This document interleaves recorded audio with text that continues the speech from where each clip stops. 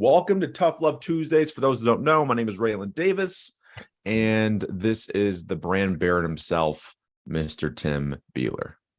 The brand bearded. That's what it should be. What's going on, everybody? Thanks for joining us for Tough Love Tuesday. One of the reasons we do this is because we firmly believe that everybody needs a good kick in the pants to get it rolling, to get their business going. We all give ourselves some excuses that we don't need to give, and this is going to help you get through it. Absolutely. So today, once again, Tim picks an amazing topic, which is why you're not hitting your business goals, or how to actually hit them, I should say. So the first thing, I'll let you go first, Mr. Tim. What are some of the things that we could do to, one, actually hit our goals? Maybe just start with why we're not hitting our business goals. Yeah. So I wrote down three reasons most people are not hitting their business goals. These are three that I found consulting with many professionals, many experts, and I still see these three things. So here they are. One, they are arbitrary. They are arbitrary. So many people's goals are arbitrary. And in some ways, you could say that all goals are somewhat arbitrary, but they're based on things that they see other people doing. Mm-hmm. Here's a great example on social media: 10K a month. Mm-hmm. Coaches love this one, right? I need to make 10K a month. Why do you need to make 10K a month? What would that change? How is that better for you than 5K? How is that better than 50K? Like, why 10K? So a lot of times it's just, I saw people talking about it. It got ingrained in my brain, and now that's my goal.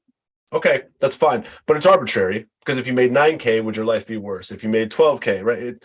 Think about the actual reason that you're making the goal, as opposed to just picking something out of the air. Well, Tim, it sounds good. It sounds great. Everybody wants to do that. So it should be, you should know why you're making the goal.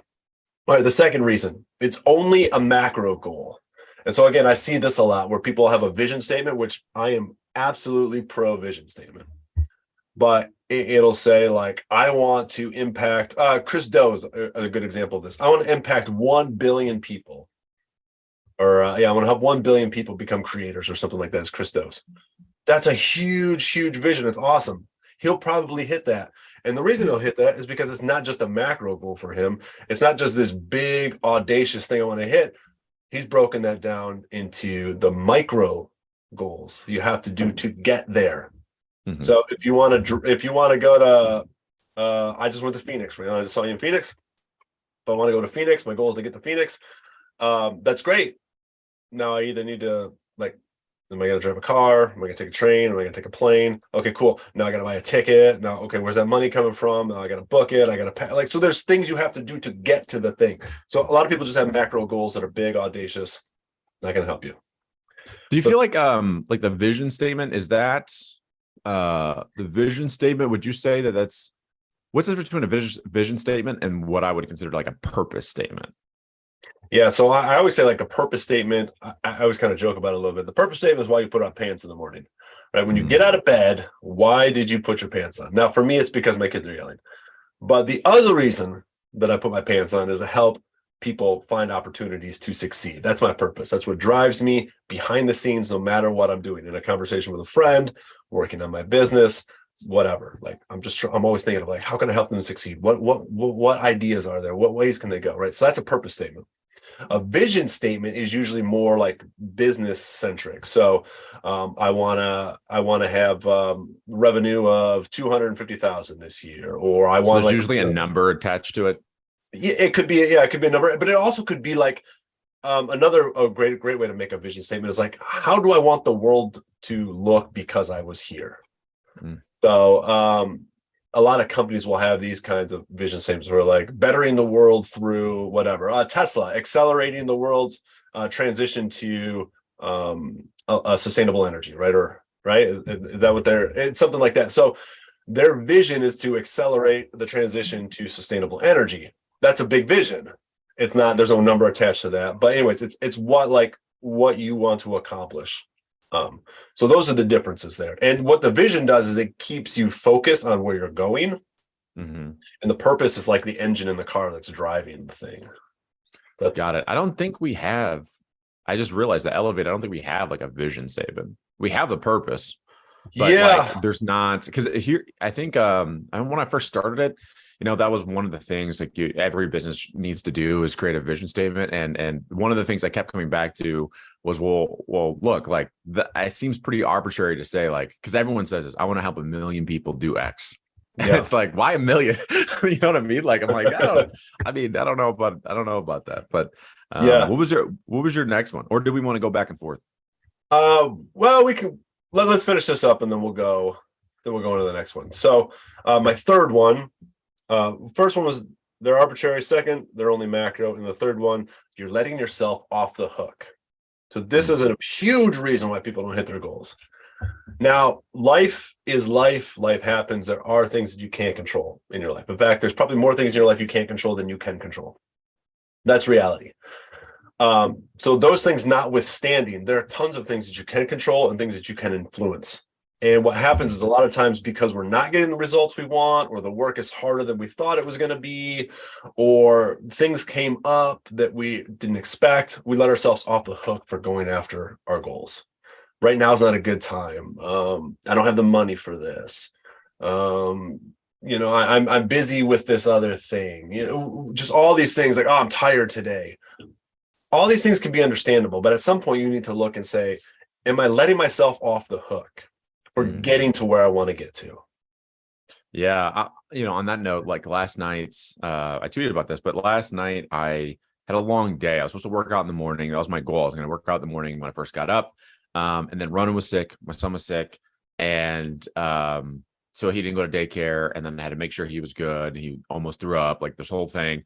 And then I immediately jumped into work. And the next thing you know, I had done a couple sales calls, a couple podcasts. I was wiped. Like I was pretty darn tired. And actually had like an in-person sales meeting, which never happens. But like, I did that. And then I was driving home and I was exhausted. I was so freaking tired and I did not want to work out. Like, people would be surprised, but like, I genuinely don't enjoy lifting weights. It just seems stupid to me. I hate it. I think it's dumb. But one of the things that helped with my not letting myself off the hook is I have a coach now. Like I just hired a personal trainer, someone that's in the Elevated Coaches Academy. And he had texted me at like 10 a.m. something like that. Hey, did you work out? And I told him no, but I'm working out at like 5 or whatever. I was a little off because I ended up taking a 20-minute power nap and then worked out around 7. My point is though, like if you can't, I think people know the value of it, but they don't do it, of accountability. Like the fact that I have a coach and the fact that like I knew he was going to check my Google sheet to make sure I put in my numbers for the day. And the fact that I knew he was going to text me again saying, hey, did you work out? And then thinking about the embarrassment or the shame, like Brene Brown hates shame, but look, shame is a powerful tool, baby. Because I'll tell you what, I knew if I didn't work out, he was going to shame me, because guess what? I would do that to him. So that led to me working out. But I think it's one of those things where, again, we do let ourselves off the hook, but that's what really good friends, coaches, and accountability partners are for. Yeah. Yeah, absolutely. And if you think in terms of like, so here's a great idea. So we got macro goals, right? Macro goals and micro goals. This ties into it right here. Let's say your big goal is this year you want 10 clients. I don't know why, but that's what you want. And to do that, that's your macro goal. So you've actually created micro goals. Every day I'm going to reach out to 10 people. Okay, great. Now you have this day where your kid's sick, where something happens, you got to deal with this or that. And you're like, I can't reach out to 10 people today. I just don't have time. So then you don't do anything. But you can always do one thing. I couldn't reach out to 10 people today, but I did reach out to one. I took one. I wrote down a content idea. I did something. So a lot of times we let ourselves off the hook because we can't do the thing that we said we were going to do. I didn't have an hour to work out. I didn't have 30 minutes to work out, but I did some push-ups in my living room, or I drank my green juice, or I did something, right? That you can do something. There's always the ability to do something. And so in the letting yourself off the hook, sometimes that ties into those bigger goals. Like I just can't do the thing today that I said I'm going to do every day, but you can do some part of it. Yeah, absolutely. So this kind of leads to kind of the 3 kind of things that I thought were important to mention when it comes to hitting your goals, and arguably partly why you're not hitting your business goals. And the first one was clearly identify what you want. Yep. Tim, as you know, man, one of our favorite questions to ask people is, what do you want? What do you want? And for a couple of reasons. One, if you're unclear, I think part of the reason that people don't hit their goals is because they want two things at once. Like I think about, some of that's in our academy, right? We were just talking yesterday. Oh yeah, you weren't at attention yesterday. So he was talking and he says, I'm caught in between wanting two things, this course and having, money now and having clients now. Mm-hmm. And that's the reason you're not hitting any of your goals. It's because you're literally going this or this, right? It's like, it sounds silly, but it's kind of like, have you ever gone and to park somewhere like at Target or wherever you go out in Michigan and you find one good parking spot, but there's another one right here. And you're kind of like, which one do I go? And then you halfway Should I go turn, 6 more feet or not? Yeah. And then it's like you halfway turn and now you can't park right. So you got to back up. Like that's what running a business is kind of like when you're not focused on one thing at a time and running down that one thing. Like, I always say that I'm pretty simple minded. And I always say that I'm too dumb to know I can't do something. But part of that, what goes into that is, as you know, Tim, when I decide we're doing something, we go. Like we're all in. It's not like, hey, I don't know. Maybe we should try. Maybe no. Like if we come up with an idea, we're all in. We create a landing page. We create everything. We just run, and that's how you test and actually get things done. So the first is identify what you want. But here's the caveat to this. And this is the more difficult part, I will say, because you do have to do some inner work. Most of the time when I ask people, what do you want? Let's go back to the 10K months. Okay. I want to have a 10K a month business. Well, this goes back to that's what you think is possible. 10K months. It's based off of A, your past, right? Or B, it's based off of, like you mentioned, someone else's past, what someone else is doing. Right. And they are not open to people are not open to the idea of having another way. Again, another example of coaches we've worked with in the past, right? Where they go, well, this isn't working. This is my ideal client. This is my offer. It's not working. Why is it not working? How long have you been working on this? Okay, like two years. Okay, maybe it's time that we change things. And then they're resistant. No. It has to be this. Why does it have to be this? Well, you'll notice is when you say something like, okay, this is what I want. This is the prime example I always give. And one of our good friends, again, in the academy, I was talking to her when she first signed up. And it was this, she said, I basically asked her, hey, what do you want? She goes, hey, I want to break past 10K months. I can't remember the exact number. Let's say it was like 15K. She was already at like 8 or something like that. Mm-hmm. I said, okay, cool. Like, and then, she's like, I want 100 members in my community. And I go, okay, outstanding. Let me ask you a question though. Let's say instead of the 50 or the 100 members, what if I just gave you 100 grand right now or 150 grand right now? But I told you couldn't have any members in your community. Would you take the money? She was like, yeah. So you don't want 100 members. You want $150,000. Like it's getting really clear. Cause like, again, if it's about, I'm not making this about money, but if it's about, that's the goal, there's so many ways to get there, but we pigeonhole ourselves in thinking this is how I have to get there. So what are your thoughts on that? Well, that's where strategy comes into play too. So when you clarify what you want, then you have options on how to get there. Right. Mm-hmm. If you're not clear, you can do anything you want. What do they say? If you don't have a destination in mind, it doesn't matter which way you turn. Right.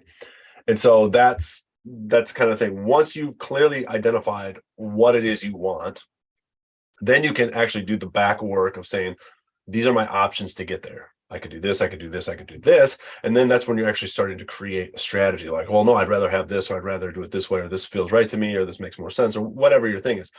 But until you can determine what the thing is, you're going to end up doing a lot of different things, busy work or work that you don't like because it's the only path you currently see. So that clarity of what it is. And again, that clarity, and it's not just the clarity of what you want. And like you said, it's not just what you want, it's why you want it. Right? What you want, why you want it is the clarity. And that's what makes your goal no longer arbitrary. You know what you want. We come back to purpose now, right? So again, the example I always give, if you would have told me, Tim, 3, 4, 5 years ago, when I first started doing this, that, hey, you're going to own a podcast agency and your main tool that you're going to use to help your clients is going to be YouTube, I would have told you you're crazy. I wasn't on YouTube at all. I was only on Instagram. But the reason that led us there is because of our purpose, removing obstacles and excuses for coaches and consultants. And so that us like digging and finding out led us to arguably a more profitable business now because of this new thing. Again, had I really stuck to, no, it has to come from this, it has to Right. come from coaching, again, we would have never, did the numbers that we did last year. So, which then actually kind of leads me to number two, which is you do have to create somewhat of a filter for decision making. Part of the reason why some of us are not hitting our business goals, I'll just use social media because I think it's a really good example of this. Someone says, hey, I got a lead today on LinkedIn. One of our community members was like, hey, I just got a lead on LinkedIn. What's bound to happen is someone's going to go, oh shit, I need to be on LinkedIn now. So now they're on LinkedIn. Okay. And they're on LinkedIn. Someone goes, oh my God, I'm making money over on Pinterest. So guess what? What do? They go over to Pinterest. You have to have a filter for decision making. And what that means is sometimes you got to say no. So the reason why I think a lot of people aren't hitting their goals is because they're not hyper focused. Like a prime example. And look, I'm taking responsibility here. One of our members was like, look, I can't stay on Instagram right now. Instagram hates me. I don't know what it is. And I'm tired of it. I'm frustrated. Okay. But me included to this, because I'm the one that started this whole conversation, because an intention yesterday, Tim, I go, I can't stand TikTok for multiple reasons, right? One, doesn't matter how many views I get, it doesn't translate into leads. So to me, it's like a waste of time. And not to mention too, I don't like the time suck that, that is TikTok. So however, though, the reason why I'm not seeing results is imagine if I wasn't on every single platform that I am, and I only was on TikTok. Yep. And all I did was figure out how to get good at TikTok. I mean, take a prime example that I'll use for YouTube is Mr. Beast. Mr. Beast wasn't everywhere. He was on YouTube. He dominated YouTube, figured out a strategy.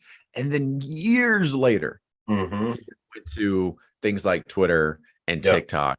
And by the way, he dominates there too. Yeah. But it happened because he said no to a lot of things in order to make this right. And I'll make one final point on this. I want to hear your thoughts. Saying no to things also includes the crap that you do that doesn't lead to the outcome. So like Ryan Holiday, who wrote Discipline, no, not Discipline Equals Freedom. That's Jocko Willing. Anyway, ego is the enemy. Obstacles the way. The Daily Stoic. So, also we have a question in the chat, which I'll ask you right after this. But so one of the things he mentioned was that it was Epictetus that talked about this, but in order to say something was worth it, okay, you have to include the aftermath. So for example, if you go out drinking, you had a wonderful, everyone says, man, I had one hell of a night. But what happened the day after? You hated your life. You're like me and you're past 30. The next day is terrible. That has to be calculated. And it wasn't worth it at the end. It may not be worth it, right? So, but that also includes the things that you say no to, right? We have to take it into consideration. If I dedicate this time, what am I taking away from when I do this? So I don't know. What are your thoughts? Yeah, absolutely. No, it's called second order thinking. Yeah, definitely. Like, what are the outcomes of this? Are these the outcomes that I'm looking for? And again, that kind of goes to, if you know your goal, then the outcomes of your actions in the second order should be to get you closer to your goal. If you can't see that, and there's always things that you can't see. But again, thinking through, like, does this action lead to this result? Action, result, action. Because every action has a result, right? That's Newtonian physics right there. Every action has an equal reaction. Something happens because of what you do always.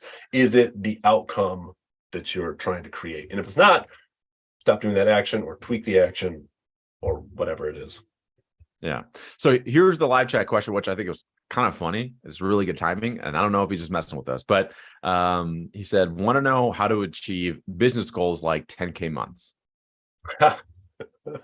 So first off, decide if that's what you actually want and why you want it. We just talked about this, right? Clarity about what you want and why you want it. Why do you want a 10K month?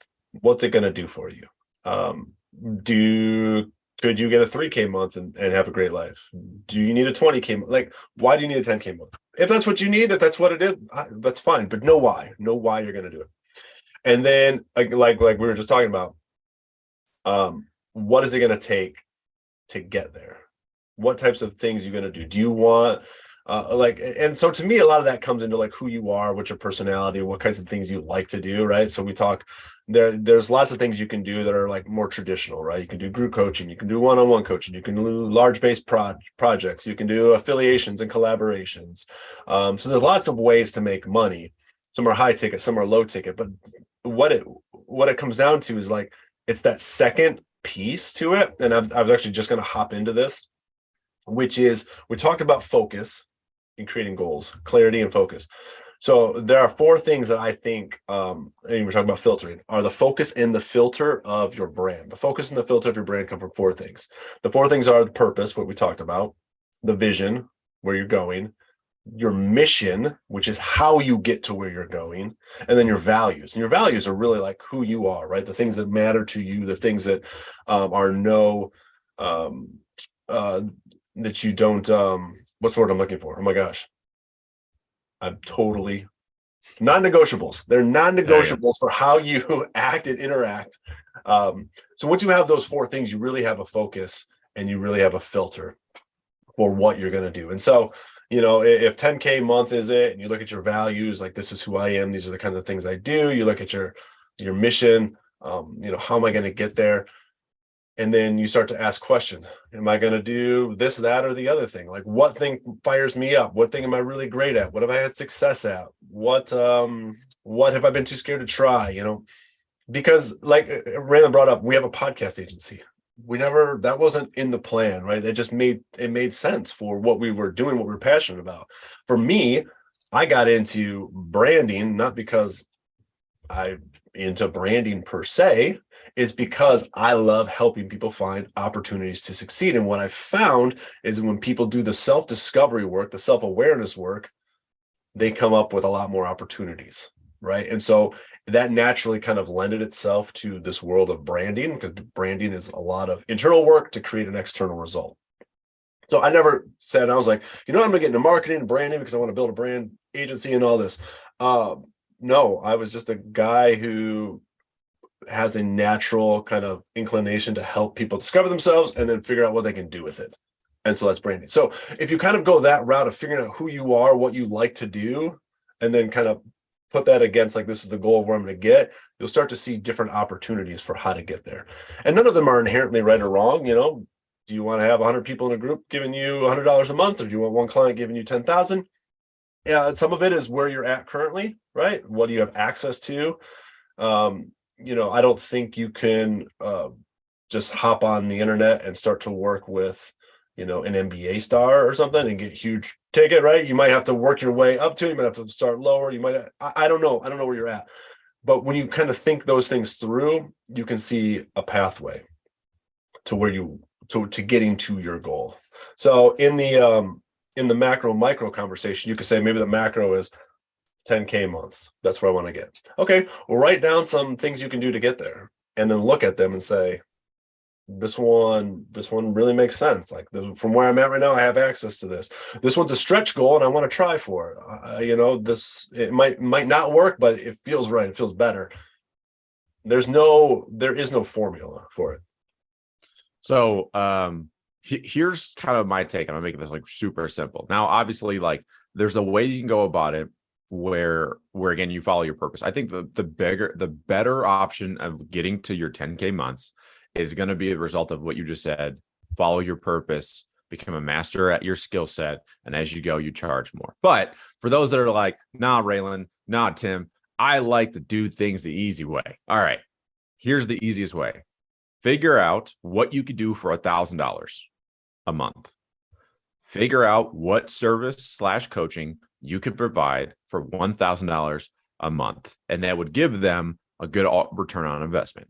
And you're going to do that for 10 people. To do that for 10 people, you're going to find a platform. You're going to message 100 people every single week to try to land 10 sales calls every single week. And even if you suck and you close one out of the 10 over a 10-week period, you'll have 10 clients and you'll make 10K months. So that's like, but as you know, Tim, like it's like, that's the simple. It really is that simple. Like it comes out to, what's the most amount of money that I could charge someone and them not bat an eye and provide an outstanding service. Right. And how am I going to do that, right? And the number's arbitrary, right? So it's like, how many clients can you work with? Most people, when they're first starting out, your system's going to suck. So maybe 10 clients is too many clients. So start with 5, charge them $2,000 a month. Like whatever that thing is. The game though, that you kind of have to figure out is, again, what can I do for $2,000? But once you go, what can I do for 10 grand or not 10 grand? What can I do for $2,000 a month? And you start to kind of flush that out, you got to kind of have to figure out, like, again, how can I provide outstanding service? Now, the other option, again, is you can do like 10K packages. That's a lot of pressure to close one a month or more, right? Like that's kind of a lot of pressure. And I rather, instead of having one payment of 10 grand, I'd rather have 12 payments of $1,000. It's 12 grand, right? Like, and then you can keep them. And I have a client that started with me when I first started, years ago. It's been a client, and think about this, right? Now, I'm not good at math, but she's been with me for 4 years now. For 4 years has been paying me $2,000 a month for 4 years. So like, if I would have just said, hey, it's gonna be 10 grand, I'll come and do this one package. Cool. But again, I've had the client for 4 years paying me $2,000 a month. Like, is that $100,000? Pretty sure that's 100 grand. Yep. Somewhere around there. Right. From one person. So that's why I like the book, like Flip the Funnel. It's like, how can you maximize one client and get the most amount of money out of one client? Like what would that look like over the course of time? Okay. So I didn't get to my third one. Okay. So my third way of actually hitting your business goals, it was coming, but it's just being impeccable with your word, which is actually the third thing that you end up saying anyway, which essentially don't let yourself off the hook. Same concept, right? Be impeccable with your word. If you say you want something, and then you make that agreement with yourself, I'm willing to sacrifice, I'm willing to do what it takes, and you figure out what the daily tasks are, you got to be impeccable with your word. If you say you're going to do something, you do it. Like that's like, out of all the laws, it's the one that we talk about in Elevated the most. And for those that don't know, we have 5 laws in Elevated that everyone should be adhering to, because we know it actually helps your life and your business. And the first law is be impeccable with your word. And it's the first law for a very good reason. It's my humble opinion that if you simply just did what you say you were going to do every single day, stuff just happens. Like you just actually hit goals. It's the weirdest thing. Like if you say, hey, I'm going to reach out to 10 clients today, you reach out to 10, well, guess what? You actually might get a sale. But on those days that you don't feel like it, you don't do it, you're not going to get the result. So in my humble opinion, again, similar to what you're saying as well, and your third one is just be impeccable with your word. You can't help it but hit goals. Yeah. And that can be hard, like starting off. And that's why, so one thing we do in the academy is we have these nightly forms that you fill out. Like, did I do today what I said I was going to do? Right. And there are 5 things, and you help create them with us. But every day is it reach out to 10 people? Is it exercise? Is it move your body? Like there are things. Did you read? Did you learn something? Did you offer your service? So there are things you can do every single day, and then you sit down and you do them. And so we use this form because it's really great. It's great for feedback to look at myself and say, oh, you know what, for these 5-6 days, for this month, I wasn't really doing what I said I was going to do. And now I see it in my bottom line, because this month, I didn't make any money, or this month it was really stressful, or I struggled, or I don't feel great, whatever the thing. Like you can start to tie your reality back to the actions that you did. And so that's a great tool that we've used. It's actually changed my business, my life, like how I realize it's one thing to say the actions you take equal the results you have. It's another thing to see them every day, and to say, yeah, I'm here now because of X, positively or negatively. Like I am in this great spot, or I'm in this less than ideal spot because of what I did or did not do based on what I said I was going to do. And it's also an opportunity. So here's the other thing about this. When you set out, like, these are the things I'm going to do, then you can actually measure. Hey, I've been doing this one for 2 months. I've done it every single day. It's produced no result. Okay. Why has it produced no result? Was it not the right thing to be doing? Are you not doing it in a very optimized way? So now you can actually measure and you can test. When you just do things all the time and some things start to happen and some things don't start to happen, it's hard to say, where did that come from? Why did that happen? I don't have anything to measure it against. Yeah. But when you have this process, then you can actually see what got you there. I think one of the books that we talk about on the channel here is going to be Triggers, because that's where I got the daily focus report from. It's an adaptation from, he calls his Daily Questions, same concept. But what I was found fascinating about that book overall was how he looked at behavioral metrics. And in my old sales days, that was like the key. It wasn't even how many sales you get today, how many calls you made. Like those were important. The more important ones were the behavioral metrics. And one of those, for example, was acts of generosity. That was something that we tracked at my old company that I worked at, was how many acts of generosity, because we knew that if we did an act of generosity, eventually it's going to result in a sale. Do we try to build a meaningful connection, right? Like that we knew would lead to trust, which this is going to lead to sales. So it was like the behavior that leads to the metric. And so what was interesting was we stopped tracking things like dials, leads generated. We stopped tracking that. And then I think it was like for a 6-month period, we tested, like it was either 5 or 10. And it was like 5 behavioral metrics. Again, acts of generosity, did you build trust, those kind of things. And what we found was the numbers went up. Right? Without never having you focus on sales, etc. We just focused on those. Sales went up. Kind of interesting. Why? Because it was the precursor behavior that led to the metrics. Far too often, again, going back to 10K months, right? I think it is important to say a large number, right? There's a book coming out soon by Dan Sullivan and Ben Hardy called 10X is better, easier than 2X. And I think it's really easy to say, hey, I want 10K. All right, but what happens when you get there? You know what I mean? Like, you're going to raise it. So start out with the goal. I want 100K months. Now, after you set that goal, you only look at to see how close you've actually come, or more importantly, this goes back to the gap in the gain. Again, Dan Sullivan and Ben Hardy, as you look at how far you've come from. So you started at 0. Now you're at 20K months. That's awesome. But I only look at, like, I have a goal, a financial goal for Elevated in my head, right? It's 100K months. However, I don't every day look at my numbers and go, okay, are we not there? Why are we not there? I almost forget about it. Right. And I focus on the processes that I know will lead us there. And it's just like, are we doing these things? Right. And that's why, for example, which is another conversation for another day, but that's why I'm spending so much time on our systems, because that's going to lead us to be able to scale to that number. The first part of getting to a financial goal is doing the work. It's just reaching out to clients, doing like that. It's just great. You have to kind of, I hate to use this term, but hustle your way to the number. And then once you figure that part out, it becomes, how can I make this easier and automated? Yeah. Like once you figure that out, then it becomes a different thing. But anyway, any final things you want to throw out there, Mr. Tim, as we jump out of here, this wonderful Tough Love live? No, let's just reiterate 3 things. So I'll do my 3, you do your 3. So the reasons you're not hitting your goals, because they're arbitrary. So get clear. Well, that'll be you. They're only macro, they're only big, or you're letting yourself off the hook.